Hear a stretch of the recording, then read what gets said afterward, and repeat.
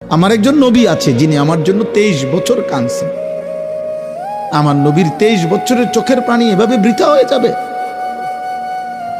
আমার একজন রাসূল আছেন যিনি আমার জন্য তায়েফের ময়দানে এত বেশি পাথরের আঘাত সয়েছেন, সারাটা দেহ রক্তাক্ত হয়ে পায়ের জুতা পায়ের তালুর সাথে জমাট বাইধা গেছে। আমার একজন রাসূল আছেন, নবী আছেন, যিনি উম্মতের জন্য দিন পৌঁছাইতে গিয়ে ক্ষুধার কষ্টে পেটে পাথর বাঁধছেন। তিনি কিছুই বলবেন না হাসরের ময়দানে? আমার একজন নবী আছে যিনি আমার জন্য 23 বছর কাঁদছেন। আমার নবীর 23 বছরের চোখের পানি এভাবে বৃথা হয়ে যাবে? আমার একজন রাসূল আছেন যিনি আমার জন্য তায়েফের ময়দানে এত বেশি পাথরের আঘাত সয়েছেন, সারাটা দেহ রক্তাক্ত হয়ে পায়ের জুতা পায়ের তালুর সাথে জমাট বাইধা গেছে।